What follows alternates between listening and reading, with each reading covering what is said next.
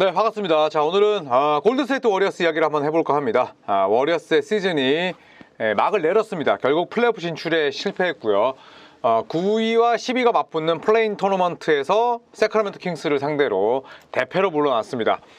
정규 시즌 성적이 46승 36패면 뭐 나쁘지 않다라고도 볼 수 있지만 어쨌든 서부 컨퍼런스에서 10위였고요. 그 다음에 팀 연봉 1위, 사치세 1위 팀이 결국 플레이오프 탈락을 했다고 본다면 실패한 시즌이라고 봐야겠죠. 단순히 뭐 승패를 떠나서. 그래서 마지막 경기는 뭐 아주 허망하게 끝이 났습니다. 와이어 투 와이어. 처음부터 끝까지 한 번도 뭐 리드를 거의 잡지 못한 채 패했는데 보시면 트레이스 잭슨 데이비스가 11분 뛰었죠. 그리고 클레이 탐슨이 야투 10개 던져서 제로인데 32분 뛰었습니다. 뭐 이것만 보더라도 물론 뭐 침소봉대하는 걸 수도 있지만 스티브 커 감독이 얼마나 베테랑들을 중용하고 그 다음에 깨어있는 척 시즌 도중에 연건들을 쓰긴 했지만 사실 이 경기에서는 잭슨 데이비스가 좀 저는 필요했다고 보거든요. 그런데 11분밖에 쓰지는 않았습니다. 물론 뭐 그 자리에 조나단 쿠민가가 28분을 뛰긴 했습니다만 마지막 경기를 이렇게 좀 허무하게 졌을 때 팬들이 느끼는 좌절감은 크죠.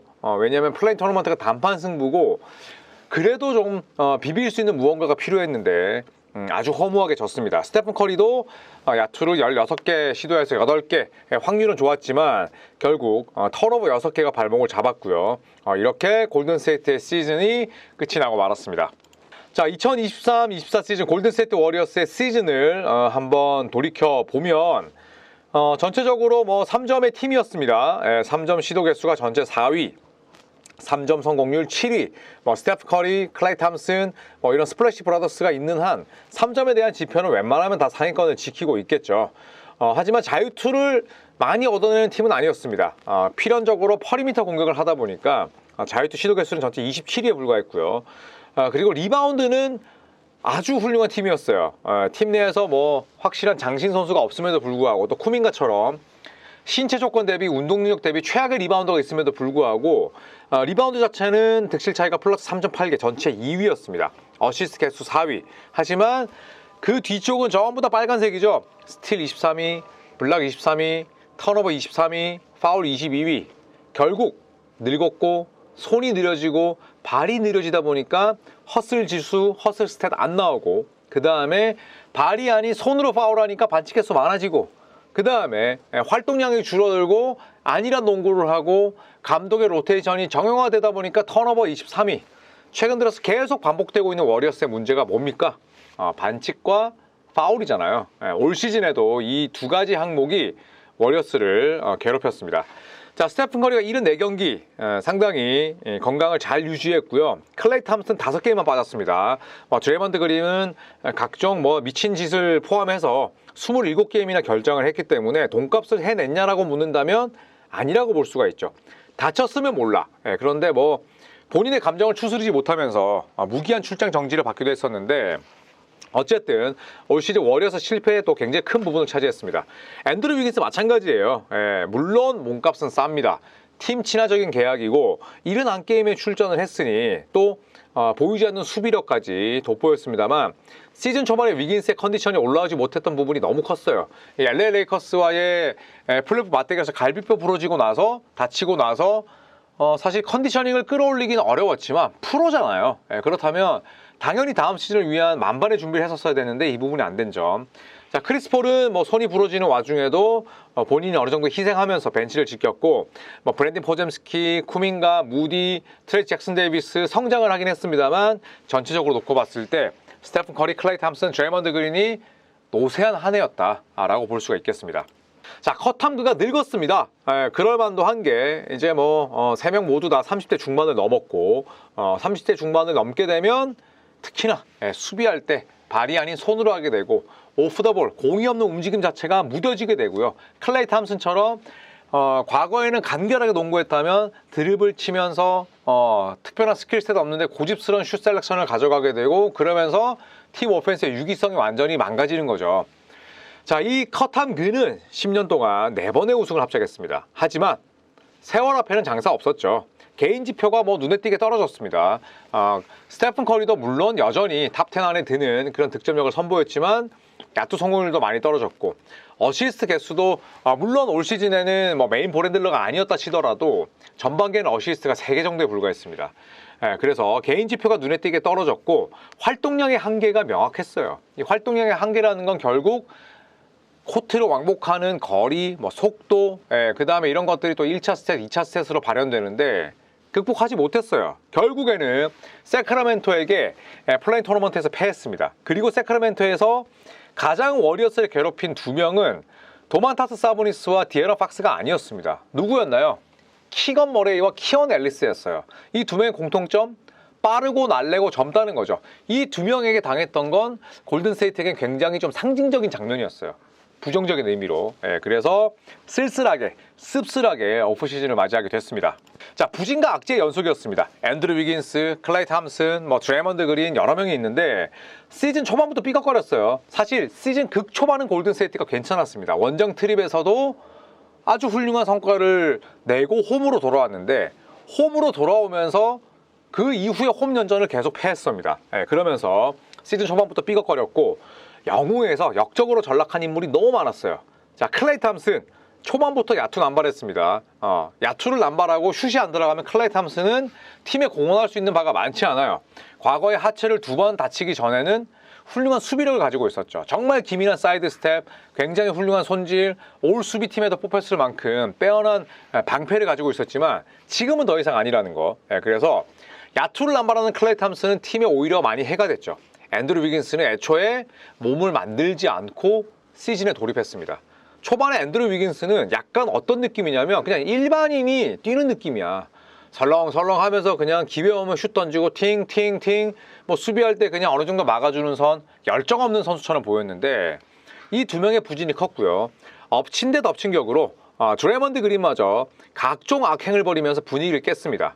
특히 무기한 출장 정지를 받으면서 한동안 코트를 밟지 못했고요. 드레이먼드 그린이 빠지게 되면 빈자리가 커지죠. 왜냐? 드레이먼드 그린이 농구는 잘하는 선수니까.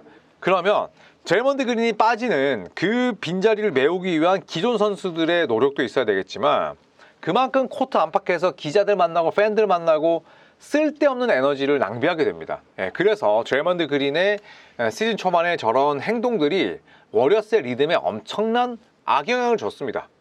경기 내 외적으로. 그래서 결국 부진과 악재의 연속, 드레이먼드 그린, 앤드루 위긴스, 클레이 탐슨 이 3명이 결국 스테픈 커리를 도와주지 못했습니다. 대표적인 더티 플레이인 그린, 기어코 사고를 쳤죠. 클레이 탐슨과 제이든 맥다니엘스. 그러니까 워리어스와 미네소타의 경기에서 두 선수가 또 시비를 붙었어요. 두 선수가 서로. 그런데 루디 고베어는 피스메이커로 나섰어요. 피스메이커는 싸움을 말리기 위해 나섰는데 갑자기 뜬금없이 드레이먼드 그린이 헤드락을 걸어버립니다. 그래서 루디 고베어가 거의 기도가 열린 채로 헥헥거리는 상황이 나왔죠. 5게임 출장 정지징계 받았습니다. 이때 이미 미친놈의 그런 기질이 보였고, 그리고 마지막 피닉스 선즈전에서 매치업 상대 유서프 너키치를 향해서 회오리 죽방을 날렸어요. 갑자기 급발진했습니다. 그러면서 플래그런트 파울 2를 받고 퇴장당했고, 그리고 사무국으로부터 무기한 출장 정지를 받죠. 이렇게 되면 워리어스의 팀 분위기 어떨까요? 좋을까요? 드레이먼드 그린이 빠졌으니까 조나단 쿠민과 트레 잭슨 데이비스 써야지. 그래, 그린이 빠지면 그린도 쉴 수 있고 영건들에게 기회도 줄 수 있고 꼭 먹고 알 먹고 마당 쓰고 돈 죽고 누이 좋고 매부 좋고야 일까요? 절대 아닙니다. 팀 분위기 그냥 개판 곱창 나는 거예요.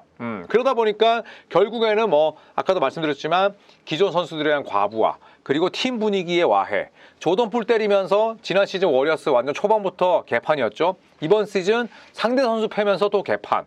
드레이먼드 그린이 아무리 출장 정지 징계를 받고 돌아와서 잘해도 이미 분위기를 2년 연속 망친 인물이기 때문에 저는 클레이 탐슨보다 더 원흉, 앤드루 위긴스보다 더 원흉, 스티브 커 감독보다 더 원흉이라 생각해요.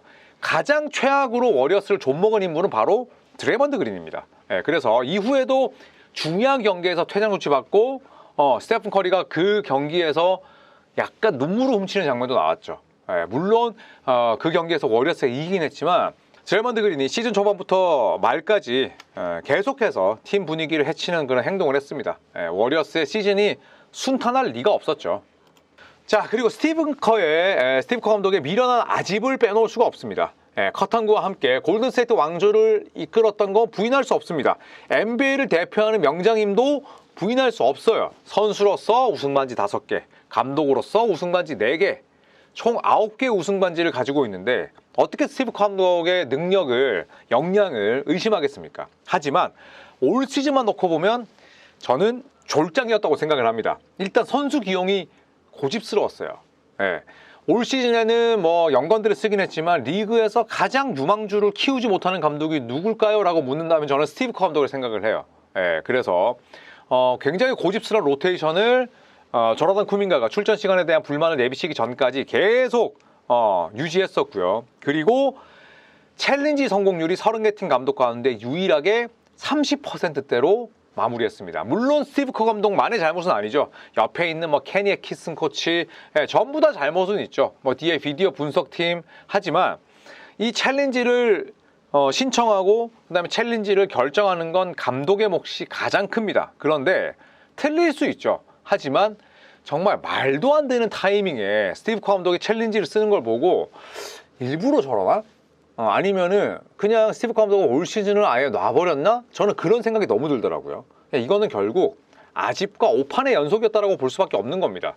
유일하게 30%대 챌린지 성공률, 이거는 재고의 여지가 있는 거죠.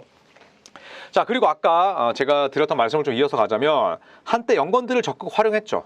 그래서 로테이션의 변화를 가하기도 했습니다. 자, 하지만 결국 플레인 토너먼트에서는 트레이 잭슨 데이비스 일찍 빼버렸죠. 리바운드 계속 털리는데 11분만 수가 안 썼어요. 그런데 부진으로 일관했던 클레이 탐슨을 지속적으로 기용을 했습니다. 이거는 고집이죠. 고집이고 조나단 쿠민가가 출전 시간에 대한 그런 불만을 내비치기 전까지는 뭐 변화의 기미가 그렇게 보이지 않았어요. 그리고 나서 클레이 탐슨이 워낙 삽질하다 보니까 약간의 울며 겨자 먹기 식으로 브랜든 포젬스키를 주전으로 올리고 클레이 탐슨을 벤치로 내렸지만 후반기 막판은 어땠나요? 결국 제자리로 돌아갔죠. 그리고 쿠민가는 또 벤치 출전하고 포젬스키 내려갔고, 그리고 믿었던 클레이 탐슨이 물론 한 경기일 따름이지만 30분 이상 뛰면서 야투 제로, 빵 득점. 이거는 결국 스티브 커 감독이기 때문에 이런 사태가 일어났다라고 볼 수밖에 없는 거예요. 물론 플레인 토너먼트 한 경기로 스티브 커 감독과 클레이 탐슨에게 돌을 던질 수는 없습니다만 시즌 전체를 놓고 봤을 때 이 클럽을 이끈 수장이, 이 클럽을 이끈 감독이 마지막까지 그런 모양새로 마무리를 했다는 건 가장 큰 책임이 있는 거예요. 그래서 저는 정말 스티브 커라는 지도자, 감독에 대한 역량과 리스펙은 있지만 올 시즌만 놓고 보자면 개판이었다고 생각을 합니다. 자, 성장한 연건들, 하지만 불투명한 미래가 놓여있죠. 얻은 것도 있습니다. 위긴스, 탐슨의 부진, 그린의 출장 정지가 겹친 사이에 기회를 받은 연건들은 무럭무럭 성장했죠. 들쭉날쭉한 출전 시간에 불만을 내비친 조나단 쿠민가 껍질 깨고 나왔습니다. 그래서 스티브 커 감독이 뭐 나도 15년 내내 출전 시간에 불만이 있었어라고 진짜 너무 옹졸한 그런 이야기를 했을 때 저는 쿠민가가 어쨌든 본인이 불만 내비치고 기회를 받게 됐을 때 이건 잘해야 된다고 생각을 했어요. 근데 실제로 잘했습니다. 껍질을 깨고 나왔어요. 물론 껍질 깨고 나니까 다른 벽이 있긴 하죠. 쿠민가는 지금 헤쳐나가야 될 게 굉장히 많습니다만 그래도 어느 정도 이제 브레이크아웃이라는 표현을 쓰잖아요. 어느 정도는 그래도 반등을 했고 잠재력을 보였다고 생각을 해요. 그리고 신인 브랜든 포젬스키, 잭슨 데이비스가 나란히 맹활약을 했습니다. 주전 자리를 꿰차기도 했었고 이 선수들이 사실 로터리 픽이 아니잖아요. 로터리 픽이 아닌 위닝팀에서 루키 2명이 출전 시간, 출전 기회 잡는 거 정말 어렵습니다. 감독이 스티브 커다, 베테랑 성애자다, 더 어렵죠. 이 2명은 본인들의 능력으로 그 자리를 따낸 거예요. 그래서 워리어스에게는 또 밝은 미래가 어느 정도 놓여 있고, 쿠민과 드래프트 동기 모제스 무디도 지난 시즌 대비 그래도 큰 폭의 성장세를 그렸다고 볼 수 있죠. 무디가 정규 시즌 마지막에는 도리어 뭐 클레이 탐슨보다 나은 부분도 보였고 플레인 토너먼트에서도 마찬가지였거든요. 그래서 이런 부분들을 놓고 본다면 저는 골든스테이트 워리어스의 유망주들, 그 다음에 연건들이 마냥 뭐 손 놓고 있지만은 않았다. 마냥 그냥 이 척박한 땅에서 그냥 포기하고 있지만은 않았다라고 생각을 합니다.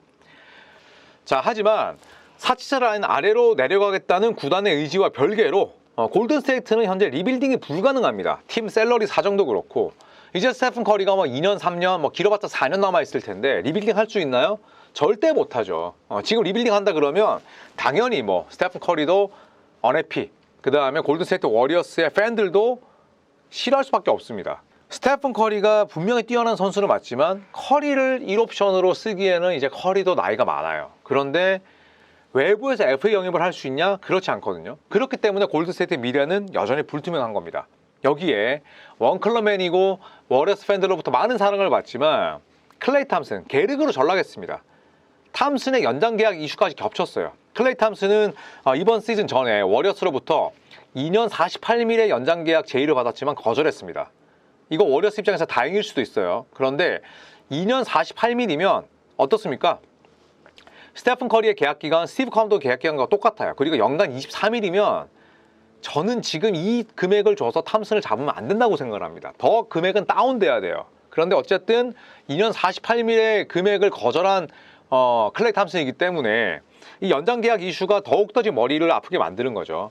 그래서 2024년 여름에 골든스테이트가 어떤 선택을 내릴지 상당히 궁금한데 픽이 없습니다. 픽이 셀러리 때문에 이제 이거달라 선수를 트레이드 했을 때 그때 탑4 보호가 걸린 1라운드 픽을 멤피스로 줬어요. 멤피스에게 탑4 보호 픽이 걸린 픽을 줬는데 멤피스는 이제 이 픽을 보스턴과 트레이드를 했고 또 보스턴은 이후에 이 픽을 포틀랜드와 트레이드하는 데 썼습니다. 그렇기 때문에 정말 1라운드 픽을 거의 이제 쓸 수 없는 상황이고 그렇다면 브랜디 포뎀스키나 트레이 잭슨 데이비스 같이 빵 뜰 수 있는 그런 연건들을 드래프트 시장을 통해서 데려올 수 없다는 겁니다. 그게 또 깝깝하다고 볼 수가 있겠고 그리고 사치세 밑으로 내리는 게 목표라고 했습니다. 그렇다면 클레이 탐슨과 어느 정도 적정한 계약을 맺는 건 오케이인데 크리스 폴을 못 잡아요. 크리스 폴의 다음 시즌 연봉이 30밀입니다. 그런데 크리스 폴을 잡고 만약에 트레이드를 한다면 베스트지만 반대쪽에서 크리스 폴 트레이드를 동의한 쪽에서 크리스 폴이라는 이제 나이가 든 선수를 30밀 주고 쓰겠어요? 아니겠죠.